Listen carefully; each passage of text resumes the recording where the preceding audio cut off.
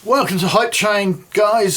Today we're doing geography now. This one is Mexico. Mexico, yes. That's quite a long one, actually, this one, so it'd be quite interesting to see how accurate it is. Yeah, that will be quite interesting to see how, because we've had quite a few of these geography nows that we've done. We're getting plenty of comments in the past saying, no, that's not correct, that's not correct, that's not correct. Well, we're only going off what the good old Barbie says. So. That's it, yeah. It's good to hear what's exactly right. He obviously hasn't got time to spend going through all the details. He's obviously getting certain information off certain people, and that's maybe some of it's just wrong. Yeah. Google, Wikipedia. Can't always be right all the time. Anyway, yeah, look forward to seeing it. Should we go for it? Yes, take a look. Finalmente hemos llegado al episodio de México, pero no puedo hacer esto sin un mexicano de verdad. Denle la bienvenida a mi amigo César de Puerto Vallarta. Hola, buenas tardes a todos. César, si tuvieras que decir una cosa de México para abrir este episodio, ¿cuál sería? Pues México es un país místico, colorido, lleno de cultura y tradiciones. México va mucho más allá que el mariachi y el tequila solamente. Pronto les contaremos. Bueno. Oh, yeah, and he speaks English too. Oh, yeah. Tequila. I went to college in Texas, Yeah. so a little bit. Yeah, I got the tequila there. Everyone, I'm your host, Barbs. And I am Cesar. As you know, I'm American, Cesar's Mexican. We're neighbors. I'm excited. You excited? Yes, I'm very excited for this episode. You know, I've been following geography now since like the BC countries, so this is something I've been Not waiting the for. A's, Argentina. Oh, by the way, we stopped doing sponsored brands on country episodes, but this time we'll break that rule because Cesar can hook you up in Puerto Vallarta. Cesar, tell them what they need to know. Yes, well, visit discoverpvr.com. Check it out. Tours, transportation, transfers, everything you need. And Geography Now endorses them. All right, comenzamos. Sí, bienvenidos a México.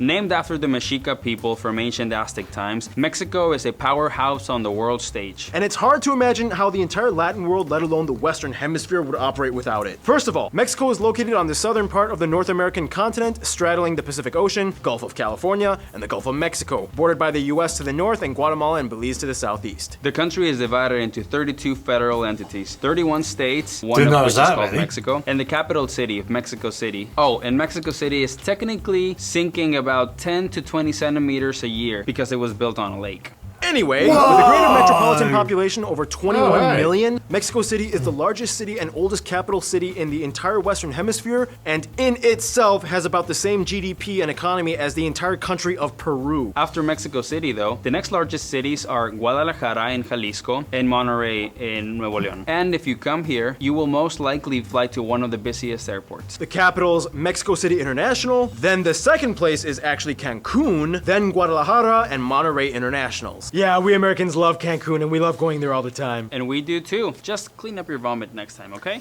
No promises. Today, Mexico has no territorial disputes. They did once with France over Clipperton Island, but that got settled. Otherwise, the border with the US...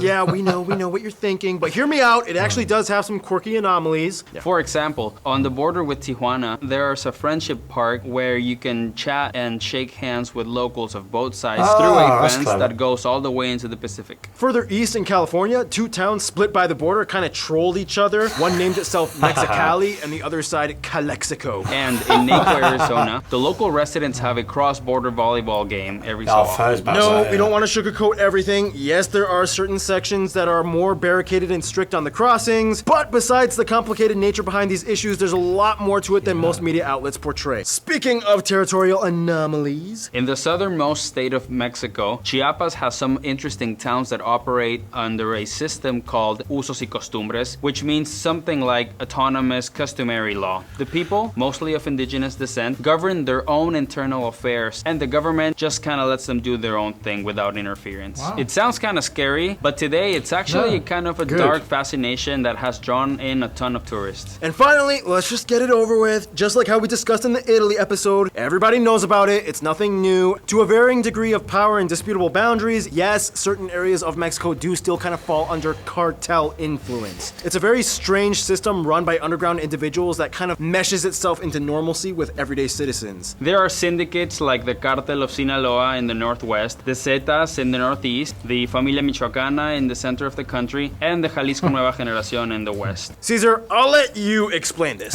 Today, it's very hard to estimate how many people are still involved and how much money is coming out, since numbers are always changing, especially after the war was declared on the cartels by the government in 2006 by President Calderon. But for what it's worth, the situation is still being dealt with today. Most Mexicans can agree that this operation largely failed. A large portion of the violence in Mexico is still caused by disputes between cartels for territory. Thank you, Caesar. Well, I'm glad we got that out of the way because now we can lighten up a bit and talk about the almost infinite number of beautiful, notable spots Mexico has to offer. Some cool man-made landmarks might include places like the Basilica de Guadalupe in Mexico City, UNAM, the oldest university in North America, the Castle of Chapultepec, the catacombs at Templo Expiatorio, Biblioteca Vasconcelos, the tunnels of Puebla, the Plaza de Toros, Mexico, the bronze sculptures of Puerto Vallarta, and if you're in for some creepy stuff, the Casa de los Lamentos in Guanajuato, Torture Museum of Hacienda del Cochero, the Mummy Museum in Guanajuato, that creepy doll island of Las Muñecas, and every so often you might come across a Malverde altar. He's the patron saint of drug cartels. They have a patron saint for drug cartels. But best for last, there are hundreds of Not Mesoamerican really. pyramids and sites. Some are possibly yet to be discovered, hidden in the jungles, but the most famous ones probably being Cholula, which is the largest monument ever constructed according to the Guinness World Records. Monte Alban, Teotihuacan, the Pyramid of the Sun and the Moon. and one of the new 7 wonders of the world, the Mayan Pyramid of Chichen Itza. Keep in mind, we said man-made. I know a lot of you might be wondering, why didn't they talk about all the cool natural sites like the cenotes, cenotes, or the volcanoes and canyons? Well, that's because that stuff will belong in the next section, the... Good. Mexico's land is kind of like a piñata, colorful and full of surprises. Dude, a piñata? You really rushed this part of the script, didn't you? Yes, I did. First of all, got the country is slapped already. located on the west edge where the North American plate meets the Pacific plate, making them part of the larger Ring of Fire. The country is made up of 3 main mountain chains. The Sierra Madre Occidental, which has the largest lake, the Lake of Chapala in Jalisco. The Sierra Madre Oriental, which has the highest mountain peak, or Pico de Orizaba. And Sierra Madre del Sur, which effectively surrounds the large Mexican plateau in the middle. A narrow flat valley lies between the Chiapas Mountains, which then swings up to the flat, humid Yucatan to the southeast. Oh yeah, and don't forget the arid Baja Peninsula to the west. At the bottom of the plateau lies the Trans-Mexican Volcanic Belt, where most of the seismic and volcanic activity lies. The country has about 44 volcanoes. Whoa. The most violent one is Never knew it was that considered many to be even. the Popocatépetl, which is less than 70 kilometers away from that's a Ciudad de mouthful. Mexico. There's also the world's Try smallest saying that one. volcano, Cuexcomate, in Puebla, at only 13 meters tall. Aw, what a cute little force of destruction. Oh, that's nothing. A volcano once randomly erupted out of a dude's farm in 1943 in Michoacan. It grew over 1,000 feet tall. Whoa! The Rio Grande River, which makes part of the border shared with Texas, is the country's longest river. However, the longest non-shared river completely in Mexico would be the Nazas Agua Naval. Along the coast are flatter green plains. Basically, the north part is rockier and drier with landmarks like the Barrancas del Cobre Canyon and the Sonoma Desert with the massive crater-pocketed Tecolote lava fields, whereas the south part is humid and lush with biosphere reserves and rainforests harboring thousands of animal species. Speaking of which, Mexico ranks as the 4th most biodiverse country in the planet. 10 to 12% Oh, nice. of the world's biodiversity. Oh, and bugs! There's a monarch butterfly sanctuary at Pátzcuaro. And the firefly forest in Tlaxcala, Oh, as yeah. well as the national animal, the golden eagle, and the most iconic dog breed, the Chihuahua, the smallest dog in the world, and the nearly hairless Choloscuincle, or Cholo dog. Remember we saw those I dogs looked when I feisty visited you, before. Caesar, and then that was like my second favorite Almost part of the whole trip. hairless. And what was your first favorite part? The part where you introduced Esclava to me, and then remember I got a little tipsy, and then we played poker, and then I won, and then I almost fell down and... It's funny though, because Mexico also has a ton of like secret hidden natural land formations. There's that strange 153 kilometer long underground river in the Yucatan. The Sótano de las Golondrinas in San Luis Potosí, which is the largest cave shaft in the world. The giant crystals in the caves of Naica. There's even the Islas Marietas, which has a hidden beach inside a hole in the island. You almost brought me there, but we couldn't go in. Yeah, unfortunately, the weather conditions didn't permit it. But Got it. still, visit discoverpbr.com. Yeah, I'll come back and visit someday. Some stunning locations, but them caves. Wow. Yeah. Wow. I've heard there are some stunning locations. We all know, but a lot of areas across the globe do. But them caves. I hadn't actually seen like the crystal caves there. I never knew about that. Stunning, don't they? I mean, they're just. You'd had to visit, wouldn't you? Yeah. So Mexico's sinking apparently. Yeah. I've never heard that. No, I hadn't. I assumed like Venice was the only place that was actually going underwater on stilts, basically, or little mountains. I think that's what they call it. They call something like that, weren't they? Yeah. But yeah, because that's been built on the lake. That's supposedly, it's capsizing very slowly as the years go on. It could just be the sea going up. That's what it could be. Yeah, it could be. I'll try to figure that one out. Wait, can I come? Yeah, sure. Catch. What are these, goggles? Yeah, you can swim there from Long Beach. Resource-wise, Mexico is the world's largest producer of avocados, silver. They introduced tons of new foods that would make their way across the globe, namely the big four: corn, chiles, chocolate, and tomatoes. We would not have pizza if it wasn't for Mexico. Let that sink in. Oh, and dear Mexico, thank you for inventing tajin and chamoy. My life was tajin, empty yeah. before I this think discovery. Italy might Food-wise, complain about They might do a little bit. But generally speaking, there are 7 regions of cuisine. In the Yucatan Peninsula, they love the anato seeds. They have Mayan dishes like bokchuk. In the south, Citrus the melon. tlayudas are very popular. And the chapulines. Remember Ken, we tried those and they were good, right? I'm sorry, what? You're fired. Anyway, In the Baja California, there are plenty of fish dishes and other seafood. The Bajío is very popular for their guacamayas. In the north, they love cabrito is very popular in Monterrey. what? And they also have a big Tex-Mex influence. In the west, we eat pozole, birria, and we also invented tequila. In the center of Mexico, there's a lot of tortas, mole, and chile tortillas, poblano. as we call Economy-wise, Yeah. Mexico is Enjoying the this bit, it's the 15th food largest bit. in the Oh, world well, in yeah. nominal Okay, terms and 11th by purchasing power. and they are busy. The World Trade Organization and OECD has ranked Mexico as the hardest working country in the world. On average, they work over 43 hours a week. That's it?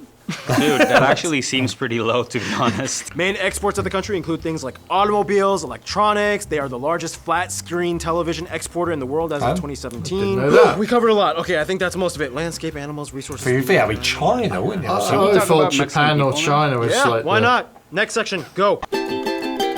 number one screen. You know, place. it's kind of complicated because there's 3 different kinds of titles for Mexican. First of all, you have the Mexicano, which means it's a person from Mexico. The Mexiquense is a person from the state of Mexico. And the Mexiqueño, or as we call them, Chilangos, is a person from the capital, Mexico City. So yeah, take note on that. First of all, the country is made up of about 124 million people and is the largest Spanish-speaking country and largest economy in the Latin world. It's a little difficult to get exact numbers because there are a lot of opinions on race in Mexico, and the official census does not technically collect data on ethnicity, but overall, it is said that somewhere around 2/3 of the country identifies as Mexican mestizo, about 21% identify as predominantly Amerindian, whereas 7% identify as straight up Amerindian. The remainder is made up of other groups, mostly white European Mexicans, while a small group of Asians like Lebanese, Chinese, Japanese, and Koreans exist, alongside Afro-Mexicans, which make up about 1.2% of the population. We use the Mexican peso as our currency, and we use type A and B American style plug just outlets, to be and we awkward. drive on the right side of the road. All the countries speak Spanish. However, technically, it isn't an official language. The country recognizes 68 other indigenous languages. These tribes each have their own unique story and history that goes back thousands of years before colonialism, as depicted by petroglyphs, codexes, and Mesoamerican carvings. They had unique traits and traditions. The Aztecs were known for having a thriving economy, yet had brutal human sacrifice rituals. The Mayans were really good at math and had a unique system of seeing time in an endless cycle pattern rather than linear. And today, tribes still go on carrying ancient traditions, everything from the Raramuri or Tarahumara, known as the running tribe, who can go over 200 miles in 2 days with sandals. The Voladores de Papantla, upside down hanging, spinning musicians of various central tribes like the Otomís. There's even indigenous festivals held every year in Oaxaca called Guelaguetza. At around 82%, the majority of the country identifies as belonging to the Catholic faith, and Catholicism plays a huge and slightly interesting fusion role in Mexican society. Catholicism in Mexico is unique because it has kind of its own story. Every Mexican knows about the Nuestra Señora de Guadalupe church. It all started by a vision of the Virgin Mary from this guy. Today, native tradition and Catholicism kind of go hand in hand in Mexico. The biggest example probably being the Day of the Dead or the Dia de los Muertos. No other Catholic community does this besides Mexicans. Many scholars claim to trace the ofrenda and dead ancestor honoring tradition to the Aztec festival dedicated to the goddess of the underworld, Mictecacíhuatl, and stuff like that. You see a lot of holy water and crosses, but there's always like a touch of that, like, you know, pre-colonial Mexican magic added in there, right, Caesar? It is. It's exactly right. You ever seen the film Coco, the animation? No, I don't think so. It's brilliant. It's actually, yeah, well, that was all about that. That was set in Mexico and that, and yeah, they would have like a Day of the Dead kind of thing, a recognition. Yeah. Oh, yeah. So they would have the photo up there. Celebrate the dead, don't they? Yeah, yeah. It's not shouldn't always be about, you know, remorsing and commiserating. It should be like, yeah, celebrate their life for what it was. So you put their picture up there and that. And I never realised that was even a thing until I saw that movie, and there they are showing it there. Sport-wise, soccer Or football. is of course widely popular. However, not in every region, and many sports are uniquely iconic to Mexico, such as the charreria, which is a kind of like a rodeo, and of course we have the lucha libre. In fact, Mexico has 150 pre-Hispanic games, some still played today, each with the risk of dying from, such as la pelota purépecha, which is like a fire hockey played at night, As you or do. poc-tapoc, the 4-kilogram heavy rubber ball thing that you have to hit with your hips and you know, put it through a stone hoop. Can you imagine hitting anything on your body with a 4-kilogram solid rubber ball? It's like, whoa, I can't believe you guys do that. Mexican history extends millennia prior to any colony, and it would take forever to cover it all, but in the quickest way we can condense it. Olmecas. Teotihuacan, Toltecas, and Mexicas. The Mayans in the Yucatan Peninsula. The Spanish arrive, you can kind of guess where that went. Colonization, having the Spanish in Mexico for 300 years. The people all start mixing, mestizos are born. Independence in 1810, led by this guy. Empire led by this Austrian prince guy, he gets killed. French tried to invade. Yeah, that didn't work out. Benito Juarez, good president. Porfirio Diaz, good president at the beginning, but eventually became a dictator. Civil War, although Mexicans usually call it the Mexican Revolution. Lázaro Cárdenas, the PRI lost for the first time in over 70 years. Then Mexico's first left-wing president was elected in, and despite geopolitical turmoil, the economy actually still stays relatively steady and doesn't spike or dip, so that's good. And here we are today. Some notable people of Mexico or of Mexican descent may include historical figures like Moctezuma and Cuauhtémoc and Sor Juana Inés de la Cruz, José María Morelos, Josefa Oriste Domínguez, Emiliano Zapata, Pancho Villa, athletes like Oscar de la Hoya, Rafa Márquez and Hugo Sánchez, soccer players, singers like Antonio Aguilar, Jorge Negrete, Pedro Infante, Vicente Fernandez, Luis Miguel, Juan Gabriel. Oh, and if you ask any like Recognize any American of them? Mexican, they all love Selena, Yes. actors Selena. like Dolores del Rio. Maria Felix, Roberto Gómez Bolaños. And even though she's not Mexican, Lupita Nyong'o was born in Mexico, and you guys love her, right? We do. Yeah. Diego Luna, Eugenio Derbez, Salma Hayek, Gael Yes, Garcia I know Bernal, of course everybody knows sure you Frida do. Kahlo and Diego Rivera, Alejandro González Iñárritu, Alfonso Cuarón, and Guillermo del Toro. Nobel Prize winners Alfonso Garcia Robles, Octavio Paz. and Mario Molina, Some other notable people may include Carlos Canseco, and Carlos Simhelu, whose entire net worth was about 7% of Mexico's GDP at one point. Yeah, he had a lot of business in other countries in Latin America and the world. And speaking of relations with other countries... So, Mexico is quite the social butterfly. The monarch social butterfly from Michoacan. First of all, in Asia, the Philippines are another former Spanish colony, and they're kind of like the interesting random Asian cousin that shows up that you didn't realize you had. They generally get along, just not in boxing. Japan was the first Asian country to come in contact with Latin America, and today they can travel visa-free. Japan has opened up factories in Mexico and was the first country to respond after the recent earthquake, and Mexico was the first to send aid after the recent tsunami. In Latin America, most Mexicans might say the countries be of the why Pacific these Alliance, screens are made Colombia, there. Chile, and Peru. Sort of These countries have not free only had trade a type time of history thing. under Very good Spanish point. rule and do great business with each other, but they also piggyback off of each other's cultures, and they love watching Mexican TV shows and movies. Mexicans love visiting these places. It's almost like they're just visiting extended family. In regards to Spain, all the colonial animosity has died down, fortunately. We're cool now with Spanish people, and they love visiting Mexico. Like we mentioned in the Canada episode, Mexicans have been flocking to Canada in recent years after the visa requirements were lifted. And the Canadian government actually encourages immigration to help assist the workforce. Now we reach the US. I know,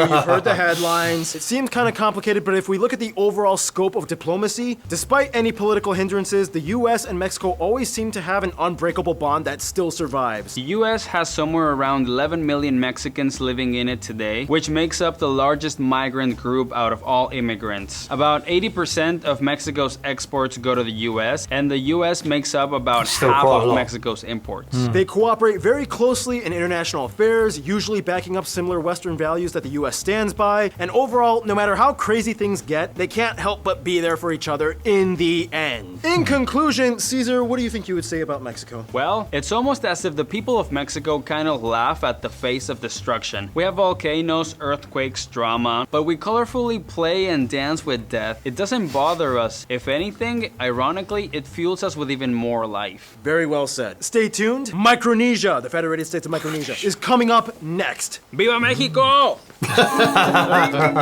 Very good. I knew before we'd even start recording that, just like with many others, Brazil, Canada, Italy, a few more, I knew Mexico was going to be one of the places that, I was looking forward to that one.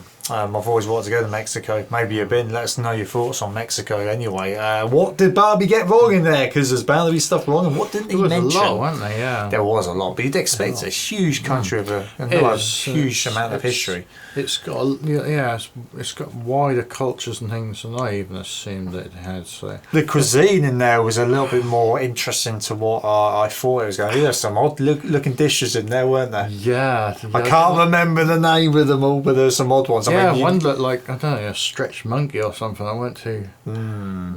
Dried, stretched, maybe. Not much else to add here. So, as was mentioned already, whack down below all the stuff that you think was wrong in there, or stuff that was missed out. And I'm sure there's plenty right in there as well. I hope so. Especially as there's good friend there helping him out. Yeah. But no, a big thank you for joining us, and we'll see you in the next one. Catch you on the flip side.